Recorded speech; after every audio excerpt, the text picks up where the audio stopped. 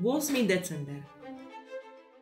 A zrazu s nečakanou ľútosťou si Scrooge vzdychol nad sebou z minulosti. Chudák chlapec. A po líci sa mu skotúľala ďalšia slza. Škoda, už je neskoro. Prosím?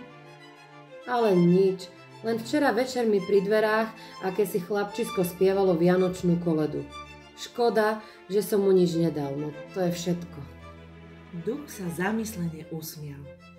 Potom kývol rukou a povedal. Pozrime si iné Vianoce. Pri týchto slovách Scrooge trochu podrástol, miestnosť tmavla a ešte väčšmi spustla. Ani Scrooge, tak ako vy, nechápal, čo sa to vlastne stalo. Vedel len toľko, že je to pravda, že to bolo naozaj tak. Opäť sa v tej miestnosti nachádzal sám. Ostatní chlapci odišli domov na sviatky. Tento raz nečítal, ale zúfalý chodil sem a tam. Scrooge pozrel na ducha, trúchlivo potriasol hlavou a úzkostlivo sa zahľadel na dvere. V tom sa otvorili a do miestnosti vbehlo malé dievčatko, oveľa mladšie ako chlapec. Hodilo sa mu okolo krku a zasypalo ho boskami. Drahý braček, prišla som po teba, ideme domov.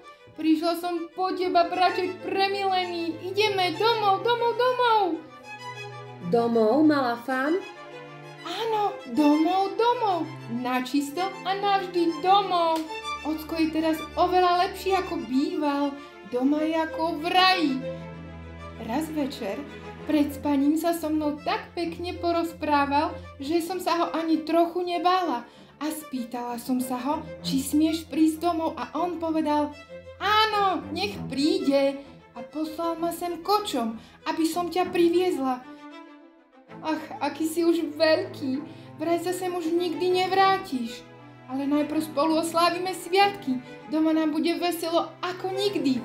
Drahá Fan, aj ty si vyrástla. So smiechom zatlieskala rúčkami a chcela ho pohľadkať po hlave, ale predsa len bola malá. Znovu sa rozosmiala, nadvihla sa na špičky a objala ho. Potom ho detsky nedočkavo začala ťahať k dverám a on celkom ochotne kráčal za ňou. Na chodbe zaburácal strašný hlas. Prineste dolu kufor mladého pána Scroogea.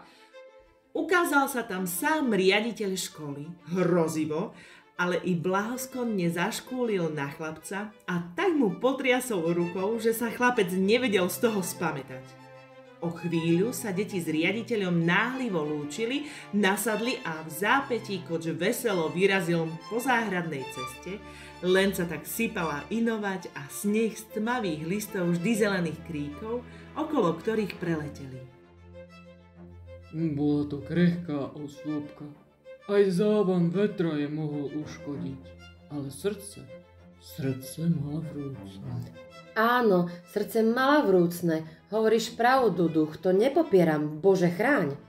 Vydala sa a zomrela. Tuším, mala aj deti. Jedno dieťa. No a vlastne áno, tvojho synovca. Scrooge sa cítil nesvoj a len prikývol.